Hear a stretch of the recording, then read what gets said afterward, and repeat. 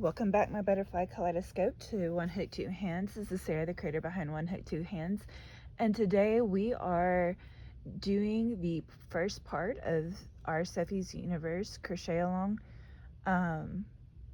and progress update for Stitch Away Crochet. If you are new to the channel and don't know what this is about, Stitch Away Crochet is the collaboration between myself and Teresa from Critters Crochet, where we just all come to the mulberry bush and we kind of update each other on where we are in our project and what we got done this week. Some weeks we do nothing because we are definitely spoonies, and spoonies have to listen to our bodies some days. And then other days we will have a lot of progress done. And we just kind of update you as we go. And the first project that we are doing for this is a blanket called Sophie's Universe. If you haven't seen that, or this is new to you, Sophie's Universe started off as a 20-week crochet along project that every week a part of the pattern got or every month a part of the pattern got released, and so you could crochet that part and join in with the next one. Guys, I do apologize. I do have the creepy crud, and unfortunately it's hit me kind of hard, so if you hear my voice crack or crackle, that's what's going on. If you hear me cough, I apologize. It's a part of the deal, but I am feeling relatively good, which is why I'm on and doing this.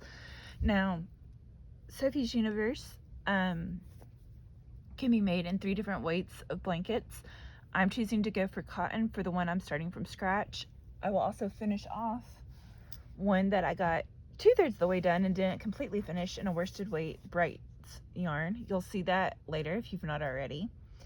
And yeah, we're just going to be working on it, sharing our progress, those kinds of things.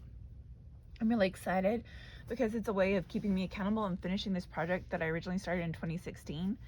Also, I'm really interested to see how it turns out with the cotton, because I've become a cotton fiend, y'all. And I have my big box of cotton over here. In fact, I'm going to try to gently pull you up without causing you guys to... But this is my big cotton box that has all my different colors of cotton that I'll be using for this blanket.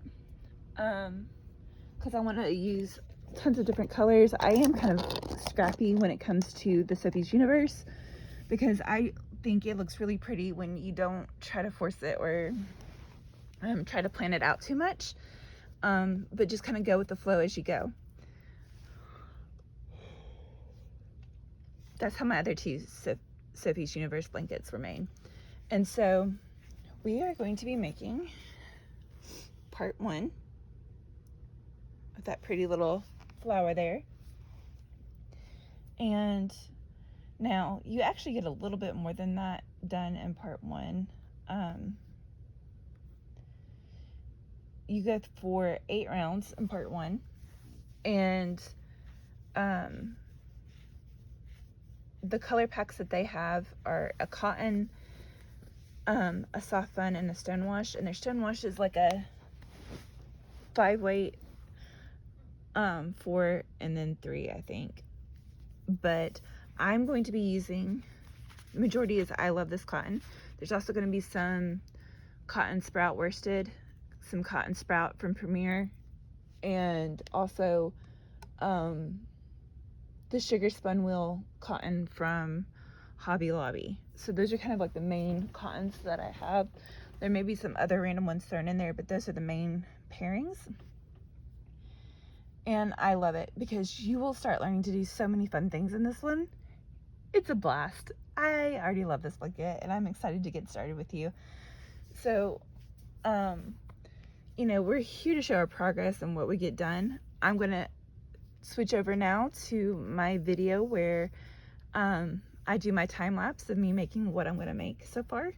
I do wanted to come on here and say, for me personally, like I said, I'm doing the I Love This Cotton for the most of it. I kind of thought about doing a 3.5mm hook, which is what they suggest for the cotton. It makes it a little smaller. I'm actually going to go with the eye hook, which is what I used to make the last one, which I kind of know the size of that blanket. I'm interested to see the drape and the way that it works with cotton. Really excited about that. And then, yeah, so I'm going to do that. You do need to know how to make a staining stitch as well as invisible joins to do this blanket. This is definitely intermediate to advanced, but it's real simple if you'll just give it time. They have great descriptions in their pattern, or the book as it is now sold. Highly recommend you getting it. Like I said, I joined it originally when it was a PDF pattern that you downloaded, and so I have the PDF pattern. Teresa has the book. We're going to be working on it at our own speed and pace. I think the book has some updated things in it that I don't have, but across the board, we're going to enjoy this and have fun. So welcome my butterfly kaleidoscope. Flutter on down here to land on either the like button if you like this video, or the subscribe if you want to see more videos like this, and join me and Teresa as we continue on in our Stitch Away Crochet. For those of you who haven't heard the story, the Stitch Away Crochet was how Teresa and I came up with the idea, is because my channel, I call everybody butterflies because butterflies represent joy and hope, and you guys are that for me. So I call my subscribers butterflies, and Teresa is Crochet Critters Crochet. And it just sparked this idea of like the mulberry bush and like the coming together of community at the mulberry bush. And because of that, we kind of got the children's rhyme about the mulberry bush stuck in our heads. And so instead of like a wash our hands or do whatever task, our task is to stitch away a Stitch Away Crochet. And so I hope you have fun with us as we do that and as you join in. And I will see you on the other side of what I'm going to get done this week. See you soon. Bye.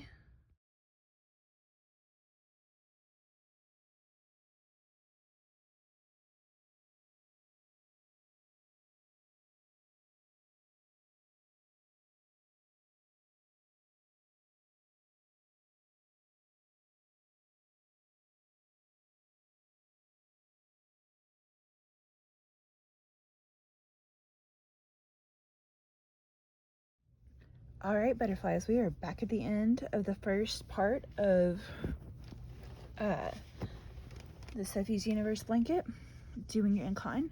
So if you watched in the time-lapse video, you see where I unworked and reworked a lot of this.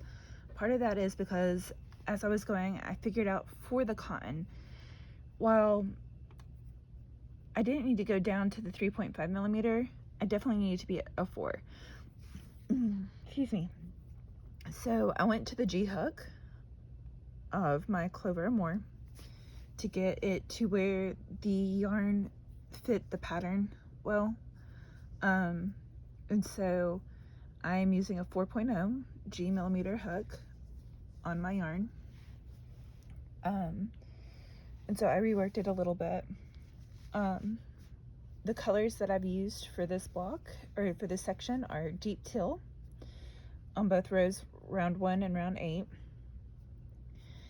I have this variegated blue that I have no clue what it's called. But that is this one. Then I have Orchid, which is, I love this cotton as well. This is the green, Maystays Bright Green. And then this is Aspen for rows 5, 6, and 7 of the Sophie's Universe Part 1 pattern. Again, figuring out what size hook you need is really important. I figured that out. I love the way that this turned out. I like the ways the colors are starting to turn out. And I like the way that I use this blue is kind of like the base of the center flower. And I will say, having already worked this up in a different blanket is helping me make color choices for this one. So we'll see how that goes as we move forward. But because a lot of it was just, let's try this in the previous round. But knowing how each row kind of looks in an actual blanket is helpful to making color choices here. So that did help me in kind of like making a few of my choices as I went.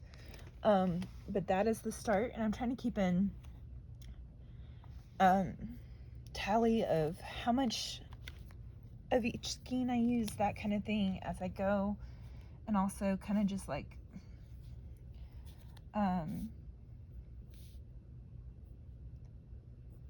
keeping it, like I said, a cali count as I go, so I can kind of figure out how many skeins of yarn I'm going to use total for this as we go through this project.